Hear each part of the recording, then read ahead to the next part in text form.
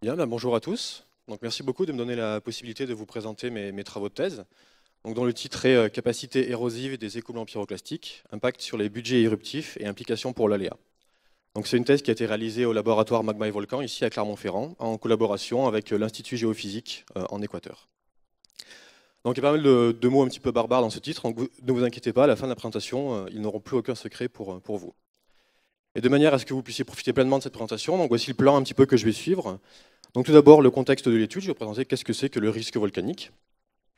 Ensuite, la problématique, quels étaient les problèmes qu'on avait avec ce risque et quels étaient les points qu'on pouvait développer. Ensuite, les méthodes et quelques-uns des résultats de cette thèse, donc, qui ont aidé à mieux contraindre ce risque. Et enfin, un petit résumé avec les apports.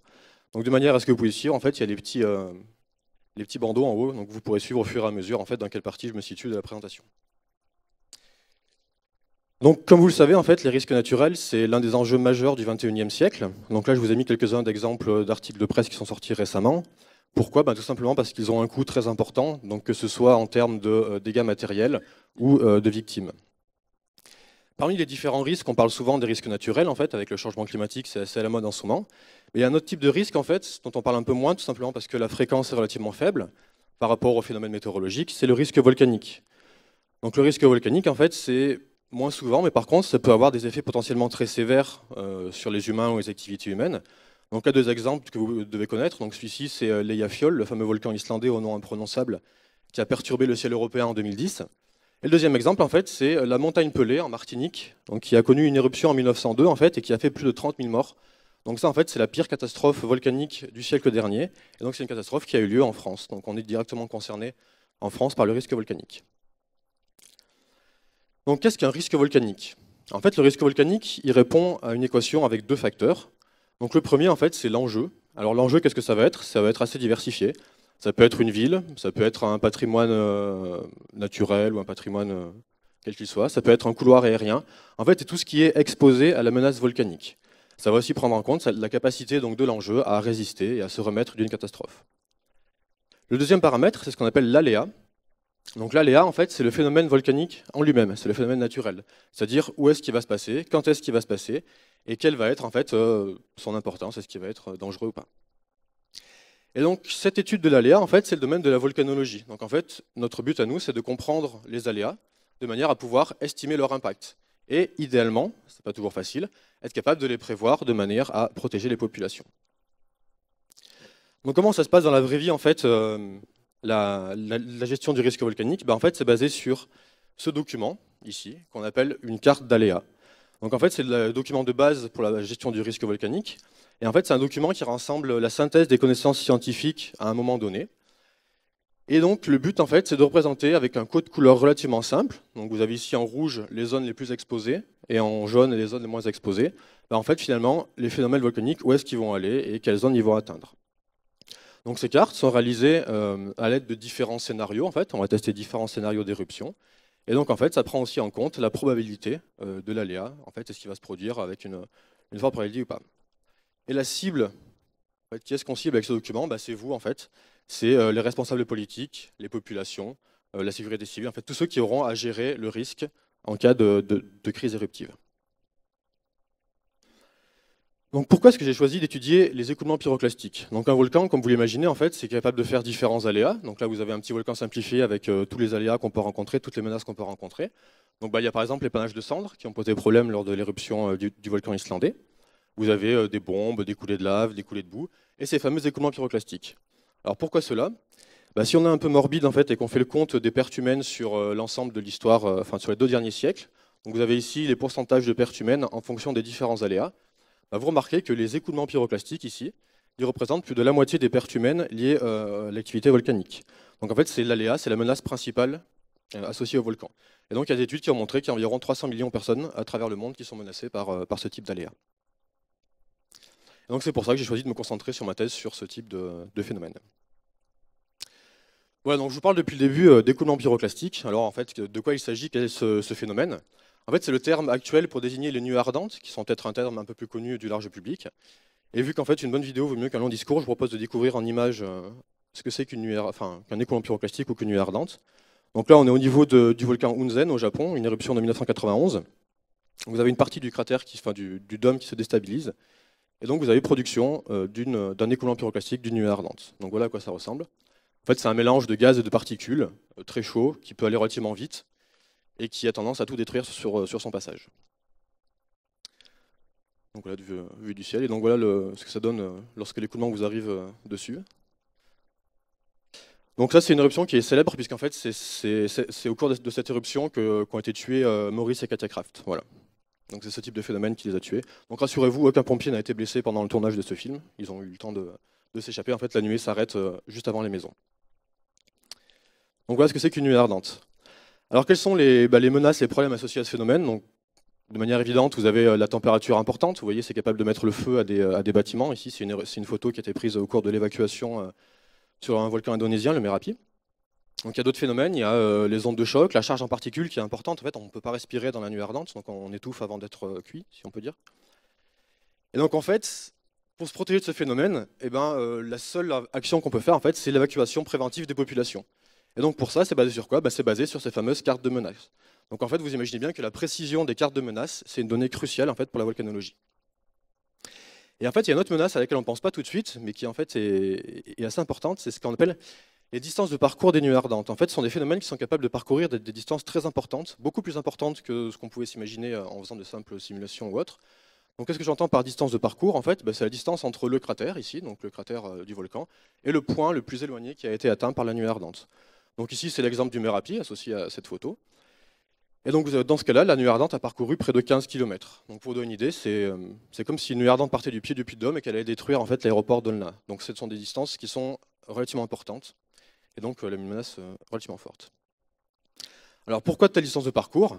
En fait, on ne sait pas trop. Parce qu'en fait, c'est quelque chose qui est plus important que lorsque vous allez simplement lâcher en fait, du matériel de manière gravitaire. Donc en fait, il y a un mécanisme qui est à l'œuvre et qui permet à ces nuées ardentes d'augmenter leur distance de parcours. Et donc les causes de ces mécanismes sont largement débattues dans la littérature à l'heure actuelle, et en fait c'est une question qui est encore ouverte. Vous voyez que c'est une question qui a quand même pas mal d'importance pour la gestion du risque. Donc récemment, il y a quelques études qui ont proposé que les nuées ardentes ou les écoulements pyroclastiques étaient érosifs. Alors qu'est-ce que ça veut dire en fait? Ça veut dire que ces phénomènes, lorsqu'ils se mettent en place, ils sont capables de creuser en fait dans le sol, dans leur substrat, de manière à entraîner du matériel. Donc vous avez un exemple ici au volcan Lascar, au Chili. Donc la flèche en fait représente le niveau du sol avant le passage de la nuée ardente. Et donc vous voyez qu'elle était capable de creuser plusieurs mètres dans le sol. Ici un autre exemple, au volcan Tungurahua en Équateur. Pareil, vous avez la nuée ardente qui est passée ici, ce sont les dépôts en gris, et en fait elle a creusé dans ce matériel noir. Donc ça en fait on a des évidences de terrain, comme quoi les nuées ardentes sont érosifs. En revanche, on n'avait aucune idée en fait de quelle était la quantité de matériel incorporé par ces phénomènes, et quel était l'impact de cette érosion sur les fameuses distances de parcours, et donc sur Aléa. Et donc c'est pour ça que cette thèse a eu différents objectifs. Donc le premier, en fait, c'est déterminer la capacité érosive des écoulements. Est-ce que c'est capable d'entraîner beaucoup de matériel ou pas? Et ensuite, deuxièmement, estimer l'effet de cette érosion sur leur dynamique, en fait, donc notamment sur la distance de parcours. Est-ce que ça va freiner les nuées ardentes? Est-ce que ça va leur permettre d'aller plus loin? Et donc le but, en fait, c'est d'améliorer les cartes d'aléas. Donc je vais maintenant passer un petit peu à une présentation de quelques méthodes et résultats de ces travaux. Donc un double objectif, la capacité érosive et ensuite l'effet de l'érosion. Pardon. Donc pour répondre au premier objectif, en fait, on a effectué des travaux de terrain, c'est-à-dire en fait, on a étudié des dépôts naturels de nuées ardentes, de manière à déterminer en fait, les proportions de matériel érodé qu'on trouvait dans les dépôts. Donc en fait, c'est ce qu'on appelle des bilans de matière. En fait, on va juste voir en fait, combien est-ce qu'il y a de matériel érodé présent dans les dépôts. Pour répondre au second objectif, qu'est-ce qu'on a fait? En fait, on s'est proposé de faire des modélisations numériques en fait, sur ordinateur, de manière à reproduire des écoulements pyroclastiques érosifs. Ces simulations en fait, vont permettre directement de faire des simulations et donc de tester en fait, quel est l'effet de l'érosion sur la distance de parcours et donc faire des cartes d'aléas. L'avantage de cette méthode, c'est que ces simulations en fait, peuvent être validées ou non par les données de terrain. Donc, je vous propose de commencer par le terrain, et donc on va faire un petit tour en Équateur. Donc c'est un pays qui se situe au nord de l'Amérique du Sud. Donc c'est un pays qui est exceptionnel parce qu'en fait, si on zoome dessus, en fait, vous avez une carte ici et chaque point correspond à un volcan. Donc en fait, c'est un des endroits au monde où il y a le plus de volcans. Il y a près de 80 édifices en Équateur. Et actuellement, alors, il y en a 4 qui sont en éruption, donc ce sont les volcans en rouge ici. Donc moi, je me suis intéressé en particulier au volcan Tungurahua, qui se situe ici, en fait, qui est à une centaine de kilomètres au sud de la capitale. Ici, vous avez Quito. Et donc pourquoi ce volcan? En fait, c'est un volcan qui est assez pratique, puisqu'en fait, c'est un archétype d'un type de volcan, ce qu'on appelle les stratovolcans, c'est-à-dire c'est des gros volcans explosifs qui se construisent par accumulation de différentes éruptions. Et donc c'est un volcan, celui-ci, qui est en éruption depuis 1999, donc ça fait 17 ans qu'il est en éruption. Il y a un enjeu important, puisqu'il y a la ville de Banyos, qui est située directement au pied du volcan. Donc vous avez Banyos ici, le sommet du Tungurahua qui est là, et donc vous imaginez bien que s'il y a un écoulement pyroclastique qui s'engouffre dans la vallée, ici, il y a une forte menace pour la ville, donc à peu près 20 000 habitants. Et enfin, c'est un volcan qui a connu un fort paroxysme, une forte éruption en 2006, qui a produit de nombreux écoulements pyroclastiques, donc vous en voyez un ici sur la photo, donc qui a causé des dégâts importants et des décès malgré les évacuations préventives autour du volcan. Donc, si on s'intéresse à cette éruption de 2006 du volcan Tungurahua et qu'on fait en fait une carte des dépôts, c'est-à-dire qu'on va sur le terrain et qu'on regarde en fait quelles ont été les zones affectées par les nuées ardentes, c'est ce genre de document. Donc vous avez ici le cratère du volcan, et en fait tout ce qui est coloré ici, ça correspond aux dépôts associés aux nuées ardentes. Et donc moi je me suis intéressé en particulier aux dépôts marrons en fait, qui correspondent aux dépôts qui sont concentrés dans les vallées. Donc si on se rapproche, donc ça en fait ce sont les points qu'on a été en mesure d'échantillonner au cours de cette thèse. Donc vous voyez en fait qu'on a une bonne répartition des échantillons. En fait, on a été capable de documenter les dépôts sur l'ensemble du flanc du volcan. Et donc si on se rapproche un petit peu, en fait, on a eu de la chance, on a eu une qualité d'affleurement 3 étoiles, puisqu'en fait, entre le moment de l'éruption, donc ici une photo qui a été prise en 2006, et le moment où ont été effectués les travaux de terrain, vous voyez en fait que l'eau a pu creuser les dépôts, pardon. Et donc on a eu accès à de magnifiques coupes stratigraphiques dans l'ensemble des dépôts. Et donc maintenant je vous propose de se rapprocher, d'aller voir en fait ici à quoi ça ressemble un dépôt de nuées ardentes. Donc voilà sur le terrain un petit peu à quoi ça ressemble. Bah, c'est un mélange en fait assez hétérogène. Donc vous avez des blocs de toutes les tailles, de toutes les couleurs. Vous avez des blocs qui font plusieurs mètres. Vous avez des poussières, des cendres. Et donc notre but à nous, c'était de calculer, je vous rappelle, la proportion de matériaux érodés présents dans ce genre de dépôt. Alors du coup on s'est posé quand même quelques questions. Tout d'abord, comment échantillonner de manière représentative, c'est-à-dire comment prendre en compte l'ensemble des clastes, parce que ce n'est pas forcément évident de ramener ce genre de cailloux avec nous dans l'avion, ça a posé quelques problèmes. Et ensuite, la seconde question, c'est comment reconnaître le matériel érodé en fait. Comment savoir qu'est-ce qui est érodé, qu'est-ce qui n'est pas érodé. Donc pour répondre à la première question, donc, qui concernait l'échantillonnage, qu'est-ce qu'on a fait en fait? Donc on a développé une nouvelle méthode qui est basée sur l'analyse d'images pour documenter les fractions grossières. Donc en fait, on a pris des photos haute résolution des dépôts. On a ensuite séparé les clastes sur ordinateur et en fait ça nous permet de reconnaître la taille des clastes les plus grossiers, des fragments les plus grossiers. Ensuite pour documenter les fractions fines, on a échantillonné, en fait on a ramassé avec nous, donc ça variait entre 1 et 5 kg de matériel qu'on a pu étudier en laboratoire de manière à documenter en fait les fractions fines. Et donc avec une petite zone de recouvrement ici, on peut rassembler les deux types de données et au final en fait on obtient la distribution granulométrique du dépôt. Donc qu'est-ce que c'est en fait ça? C'est ni plus ni moins en fait que le nombre et la taille des fragments qu'on avait dans le dépôt. Donc voilà pour le problème de l'échantillonnage. Ensuite le second problème c'était quelle était l'origine des fragments.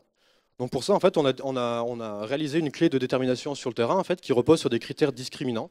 Donc on a utilisé différents critères, que ce soit la chimie, la forme, la couleur des clastes, et on a pu séparer en fait deux grandes familles de clastes. Donc les premiers ici en bleu, c'est ce que j'appellerais les clastes juvéniles. En fait, ça correspond au magma qui a été impliqué dans l'éruption de 2006. Donc en fait, c'est le magma frais qui est sorti. En rouge ici, vous avez les clastes non juvéniles par opposition au premier. Donc ça en fait, ça correspond juste au matériel érodé en fait, ce qui a été entraîné par les nuées ardentes. Et donc voilà à quoi correspondent en fait les deux types de familles. Donc j'aurai pas le temps de rentrer dans les détails, mais en gros, vous avez trois types de classes qui correspondent à du matériel juvénile, et vous avez 4 types de classes qui correspondent à du matériel non juvénile. Donc là, à l'œil nu, vous voyez en fait qu'il y a des différences relativement nettes entre les différentes familles. Et donc ça, en fait, ça nous permet d'avoir des compositions précises des dépôts. Donc en fait, on peut précisément estimer qu'est-ce qui est érodé, qu'est-ce qui n'est pas érodé. Et donc au final, qu'est-ce qu'on a? En fait, on a le nombre et la taille des clastes, on a la composition du dépôt, et donc ça, en fait, on peut calculer les proportions totales de matériel présentes dans les dépôts. Donc là, présenté sous la forme d'un camembert pour les non juvéniles, donc les érodés en rouge, toujours, et les juvéniles en bleu. Et ça, en fait, c'est les bilans de matière qui nous permettent directement de déterminer la capacité érosive de l'écoulement. Donc en fait, qu'est-ce que l'écoulement a été capable d'entraîner pendant sa mise en place. Et donc si on revient un peu sur notre volcan Tungurahua, donc vous reconnaissez ici la carte de l'éruption. Donc si on fait une coupe depuis le cratère jusqu'à la base du volcan, vous avez son cratère ici et puis sa base, on reporte les points qu'on a échantillonnés. On met donc nos bilans de matière sur ces échantillons, et qu'est-ce que l'on remarque en fait? Donc toujours en rouge, matériel érodé, en bleu, matériel juvénile. Eh bien, on remarque que dans les zones proximales, c'est-à-dire proche du cratère, proche de l'évent, on a près de 40% en masse de matériel érodé dans les dépôts. Et à la base du volcan, on a entre 40 et 50%. Donc ça, en fait, qu'est-ce que ça veut dire? Simplement que lors de la remontée du magma, en fait, de l'explosion et de la mise en place de la nuée ardente, la plupart de l'érosion en fait, se produit avant la mise en place de ce genre de dépôt, puisqu'en fait, ils sont déjà composés de près de 40% de matériel érodé. Donc l'érosion en fait, se produit ici, sur les pentes fortes du volcan. Et donc voilà, on a pu déterminer, caractériser en fait, la capacité érosive des écoulements. Donc les écoulements sont capables de doubler leur masse par érosion, donc ce qui est considérable. Et donc l'érosion est localisée sur les pentes fortes du volcan. Donc maintenant, le second objectif, quels sont finalement les effets de cette érosion sur la dynamique des écoulements, donc directement en lien avec le risque.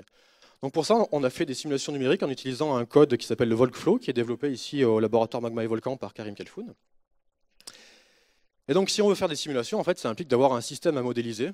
Donc on a modélisé un système relativement simple, composé d'une nuée ardente, ici en gris foncé, qui se met en place sur une couche érodable, ici en gris clair, composée donc de particules sphériques. Si on s'intéresse à une de ces petites particules là, qui va être perturbée par le passage de la nuée ardente, c'est qu'on s'intéresse en fait aux forces qui agissent sur la particule. En fait, on se rend compte qu'il n'y a pas beaucoup de forces, il n'y en a que 3.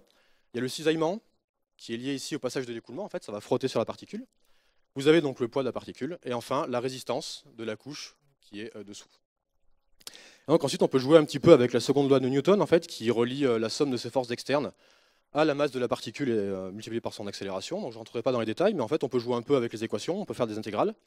Et on peut calculer quelque chose de très intéressant, en fait, qui est la distance, enfin le déplacement d ici de la particule à un temps t donné. Donc ça, qu'est-ce que c'est? En fait, c'est ni plus ni moins qu'une loi d'érosion, puisqu'en fait, on va pouvoir déterminer de quelle distance s'est déplacée la particule en fonction du temps. Et donc cette loi d'érosion, en fait, définit comment est-ce que les nuées ardentes vont éroder notre couche érodable. Et donc ensuite, si on rentre cette loi d'érosion dans le fameux code VolcFlow, en fait, on peut simuler des nuées ardentes. Donc VolcFlow, qu'est-ce qu'il a besoin? En fait, il a besoin d'une topographie. Donc vous reconnaissez ici le Tungurahua, donc son cratère serait ici, donc on a la base du volcan. Donc on a mis une petite couche érodable donc, en accord avec nos données de terrain pour faire les modèles. Donc là, c'est pas forcément très facile de voir. Donc ce que je vous propose, c'est de faire une projection, en fait, de mettre à plat de manière à ce que vous voyez mieux. Donc ça, en fait, c'est la même figure, c'est juste qu'elle est à plat. En fait, vous voyez, l'échelle est juste différente de manière à ce que vous puissiez voir de manière plus claire ce qui se passe. Et donc voici en fait le résultat d'une simulation. Donc vous avez en jaune en fait les dépôts associés à la nuée ardente, et en rouge vous avez la zone qui a été érodée pendant sa mise en place. Donc lorsqu'on compare ça avec les données de terrain, qu'est-ce qu'on remarque en fait? On remarque que les nuées ardentes atteignent la base du volcan. Donc ça en fait c'est en accord avec ce qui s'est passé réellement lors de l'éruption de 2006. Et on remarque aussi en fait que la zone érodée par les nuées ardentes est cantonnée en fait aux pentes supérieures à 25 degrés. Et donc ça aussi en fait c'est en accord avec ce qu'on a montré précédemment grâce aux données naturelles. Et donc au final, on montre en fait que la loi d'érosion couplée au modèle est capable de reproduire fidèlement les données naturelles. Et donc ça veut dire en fait qu'il est possible de tester de manière dynamique le comportement de nuées ardentes érosives, de manière en fait à évaluer la menace associée. Donc pour ça, je vous propose de regarder en fait 2 simulations numériques. Donc vous avez ici une topographie en 3D du volcan Tungurahua. Donc le cratère est ici, la base du volcan est par là. Et donc dans le premier cas, on va simuler une nuée ardente qui n'est pas érosive. En fait, on a enlevé la loi d'érosion. Alors si j'arrive, voilà. Donc voilà en fait un exemple de nuée ardente non érosive. Donc en fait elle suit les vallées, donc en fait c'est relativement classique pour ce type de phénomène. Et donc maintenant ce qu'on peut faire, c'est grâce à cette loi d'érosion, on peut essayer en fait de tester l'érosion. Et donc on prend le même volume initial, les mêmes conditions initiales, sauf qu'en fait on rajoute juste la loi d'érosion. Donc voilà ce que ça donne. Alors, donc voici une nuée ardente érosive ce coup-ci. Voilà, un peu plus lente à se mettre en place. Donc ce qu'on remarque en fait, c'est que dans le cas où il n'y a pas d'érosion, et dans le cas où il y a de l'érosion, en fait, l'érosion a une influence directe sur la distance de parcours des écoulements. En fait, les écoulements érosifs ont tendance à aller plus loin. Donc là, sur la carte, ça peut paraître être insignifiant, mais en fait, pas de chance, il y a des villages qui se situent dans cette zone-là. Donc c'est assez important pour le risque volcanique. Donc on a fait pas mal de simulations comme ça, en fait, des dizaines et des dizaines de simulations avec des paramètres différents et autres. Et en fait, on a pu montrer que l'érosion entraîne systématiquement une augmentation de la distance de parcours, donc de l'ordre de 30%. Et donc en fait, on peut directement, grâce à ces simulations, à ces résultats, en fait, dire que la menace associée aux écoulements pyroclastiques érosifs est donc plus importante. Elles sont capables d'aller plus loin, elles vont donc affecter plus de zones. Et donc en fait, il va falloir revoir, en fait, prendre en compte ça pour les cartes de menace. Voilà, donc pour résumer un petit peu ces travaux, en fait, qu'est-ce qu'ils ont apporté? Donc en fait, tout d'abord, une meilleure connaissance des écoulements pyroclastiques, puisqu'en fait, pour la première fois, on a été capable de quantifier leur capacité érosive. Et en plus, on a montré que ça avait un rôle crucial, puisqu'en fait, près de 50% de la masse finale est composée de matériel érodé. Ensuite, on a permis donc d'améliorer les cartes de menaces, en fait, en faisant donc des simulations numériques directement applicables en fait à la gestion des scénarios pour les cartes d'aléas. Et enfin, le plus important pour moi, en fait, c'est pour montrer quelles sont les applications dans la société, en fait. Ça, c'est ce que je suis en train de faire actuellement. Je suis en postdoc en Équateur, et donc en fait, tous les jours, j'applique exactement la méthode que je viens de vous présenter. En fait, on révise des cartes d'aléas avec des collègues équatoriens ici. Donc en fait, c'est le but de la volcanologie appliquée, c'est juste d'améliorer ces cartes d'aléas. Donc voilà, je vais vous laisser avec quelques photos du Tungurahua, et, dont celle-ci qui date du mois dernier, en fait, au cours de laquelle il a fait quelques petites nuées ardentes supplémentaires. Voilà, merci de votre attention. Merci beaucoup, Monsieur Bernard. Je vais maintenant laisser la parole aux membres du jury pour des questions. Allez-y. Bonjour, merci. Bonjour. Pour votre exposé. Pline l'Ancien est mort au cours de l'éruption du Vésuve. Donc on sait depuis 1979 que le Vésuve est un volcan dangereux. Oui, d'accord. Oui, exactement. Et contrairement à ce que l'on pense, ça n'a pas été disparu. On sait les données, on savait qu'il existait. Ça n'a pas empêché les gens de reconstruire. Naples est une des villes les plus grandes en Italie. Vésuve, Pompéi, Herculanum. Est-ce que... Oui, puis il y a d'autres éruptions entre-temps qui ont... Entre-temps, ils ont reconstruit. Donc, est-ce que ça vous désespère pas un peu de faire des nouvelles données? Ça va au-delà de vos travaux, hein. Mais oui, est-ce que finalement, est-ce que les villages qui se trouvaient, vous nous avez dit que ça touchait 3 villages supplémentaires, oui. Est-ce que finalement vous avez l'impression que ça sert et que les villages ont été déplacés ou pas? Alors, oui, ça sert. Donc non, les villages n'ont pas été déplacés. Donc en fait, bien sûr, on ne peut pas interdire aux gens de se mettre où ils veulent en fait. Le problème avec les volcans, c'est qu'ils ont tendance à produire en fait de la cendre régulièrement, qui fait que les champs ont un rendement plus important. Donc effectivement, c'est pratique pour pas mal de gens de vivre là.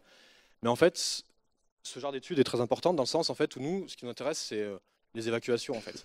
Et les évacuations, elles sont basées sur, donc, comme je vous ai montré, les cartes de menace. Donc en fait, ça c'est quelque chose qu'on pourra faire avant que l'éruption se produise. Donc on ne pourra pas sauver malheureusement les maisons, les choses comme ça en fait, mais en revanche, on pourra essayer de sauver les gens, quoi. Donc c'est pour ça en fait que ce genre de travaux est très important, puisque c'est la base en fait de la gestion du risque en fait. C'est de savoir finalement quels quartiers de Naples, par exemple, vont être les touchés en premier, lesquels il faut évacuer en premier, et quels quartiers pour lesquels on peut attendre un petit peu, voir ce que fait le volcan. Oui, bonjour Guillaume Vimon. Bonjour. Merci Monsieur Bernard pour votre présentation. Alors j'avais 2 petites questions. C'était d'abord pourquoi avoir choisi ce fameux volcan imprononçable Tungurahua? Non, c'est très bien. Et la deuxième, c'est grâce à votre modélisation, quelle serait entre guillemets la plus grande menace en fait pyroclastique, j'arrive à le dire, pyroclastique, oui, sur Terre qui va y avoir prochainement et qui demanderait à évacuer des millions et des milliards de personnes. D'accord. Donc pour le choix du Tungurahua, en fait, c'est que déjà, comme vous l'avez vu, c'est un volcan qui a connu en fait des nuées ardentes récemment. Donc en fait, on avait accès à des dépôts très frais, très beaux, et pour lesquels c'était très intéressant de faire ce genre d'études, parce qu'on n'a pas la chance en fait d'avoir des composants en fait aussi facilement identifiables sur les autres types de volcans. C'est aussi parce qu'en fait, il y a un partenariat de longue date entre l'IRD, en fait, l'Institut de recherche pour le développement, et l'Institut géophysique, en fait. Donc ça fait 30 ans qu'il y a des volcanologues qui vont régulièrement là-bas. Vous avez d'ailleurs une employée de l'IG là-bas, une collègue qui est ici en fait à Clermont pour faire sa thèse, donc il y a un partenariat intéressant. Et ensuite, donc, concernant le volcan le plus méchant qui va faire des grosses nuées ardentes bientôt, je ne sais pas trop si je peux répondre, mais disons que le Vésuve est un candidat assez intéressant. Il y a beaucoup de gens au pied, ça fait longtemps qu'il est un petit peu somnolent, donc ouais, c'est un bon candidat, quoi. Mais il y en a d'autres dans le monde, donc après... En Auvergne, normalement, ça devrait bien se passer, oui. Ouais. Il ne devrait pas y avoir trop de soucis. Bonjour. Bonjour. Est-ce que vous avez noté une évolution des distributions granulométriques en fonction du lieu de vos prélèvements? Si oui, est-ce que vous l'avez intégré dans vos simulations? Parce qu'on peut imaginer qu'il y a des consommations d'énergie pour faire évoluer les distributions. Et dans quelle mesure ça a un impact fort sur... Oui, donc effectivement, il y a beaucoup d'évolutions. En fait, la nuée ardente, c'est quelque chose qui est presque vivant. En fait, il y a des changements qui s'opèrent pendant sa mise en place. Donc effectivement, il y a des grains qui vont être broyés, d'autres pas. Donc ça, c'est pris en compte. On est en train de faire une étude très approfondie là-dessus actuellement. Je suis en train de finir de faire ça. Par contre, pour les simulations numériques, en fait, on ne pourra pas vraiment prendre en compte. En fait, on ne peut pas travailler à l'échelle du grain, si vous voulez. C'est parce que les modèles, pour l'instant, ils sont pas capables. Nous, on travaille, comme vous avez ici, en fait, nous, on travaille à l'échelle de couche, en fait. Donc, on travaille couche par couche. Donc, vous avez une couche qui correspond à l'écoulement, une couche qui correspond à la couche érodable, en l'occurrence. Et si vous voulez, on peut pas, enfin, on connaît pas la physique finalement, les équations physiques, on connaît pas qu'est-ce qui va faire qu'un grain va être broyé, un autre pas en fait. Donc on n'a pas de moyen de modéliser ça encore à l'heure actuelle. Mais effectivement, ça peut avoir une importance pour sa distance de parcours. Et il y a pas mal de gens qui essayent de travailler sur ce genre de thématique en fait en laboratoire, en faisant des expériences en laboratoire. Et c'est très prometteur. Ouais. Bonjour, Bonjour. si j'ai bien compris, les nuées ardentes érosives ont une distance de parcours plus importante, Tout à fait. d'après ce que vous avez dit. La deuxième chose que vous avez dit, c'est qu'elles deviennent érosives sur des pentes supérieures à 25%. Oui, elles sont érosives sur des pentes. Oui. Oui, donc ça veut dire que sur les données que vous avez déjà des tracés de nuées ardentes, vous mesurez à peu près les surfaces où il y a des pentes de plus de 25% pour en déduire la distance de la nuée ardente. Alors oui, effectivement, on pourrait faire ça. D'ailleurs, c'est une bonne idée. Je vais peut-être essayer de faire ça. Ah, génial. Et en fait, oui, enfin, techniquement, ce qu'on fait, c'est qu'on pour nos simulations, en fait, on utilise la pente réelle du volcan, en fait, de manière à simuler quelque chose qui soit applicable directement sur le volcan. Donc, en fait, c'est lui qui va choisir finalement s'il a une pente de 25 degrés ou pas. Donc, on va pouvoir faire différentes simulations pour différentes vallées, en fait. Et en fonction de ce qu'ont donné les simulations, on verra quelles sont les zones affectées ou pas. Je vous remercie. Et puis, je dirais à Jean-Marc que grâce à vos travaux, Pline l'Ancien ne serait pas mort, il aurait été évacué. Oui, enfin, visiblement, oui, il est mort en galère, donc bon, c'est pas de chance. Là. Quand une nuée ardente a érodé, donc a enlevé de la matière, ça veut dire que votre épaisseur en marron a diminué. Oui. Donc il y a une modification des conditions initiales pour une nouvelle nuée ardente. Tout à fait. Donc est-ce que vous n'allez pas être obligé, s'il se produit une éruption majeure, de réintroduire des conditions initiales?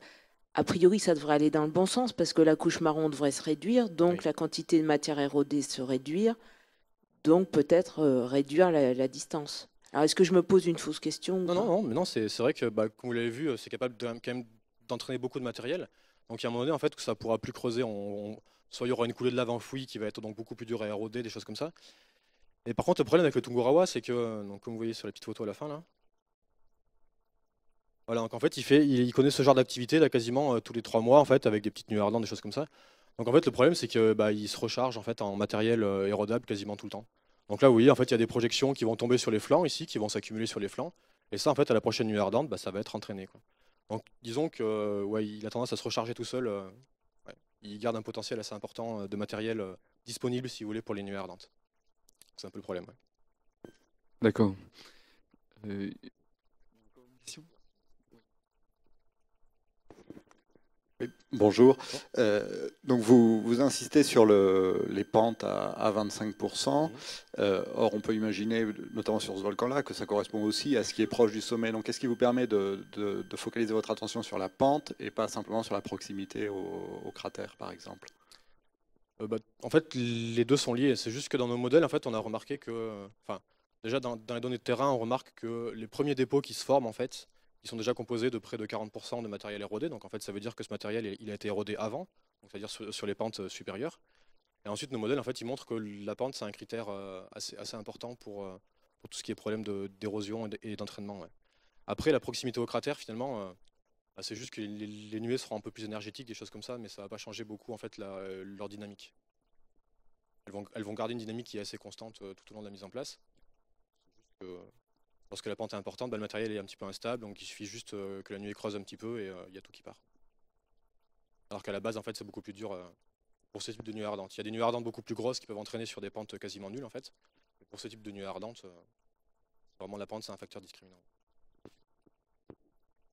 Très bien, s'il n'y a pas d'autres questions, on va vous remercier, Monsieur Bernard. Et Merci. vous aurez compris que pour votre postdoc en Équateur, si vous avez besoin d'idées nouvelles. Oui, je vois Bernard que- Dantal est disponible pour vous assister. On va discuter un petit peu à la fin, ouais.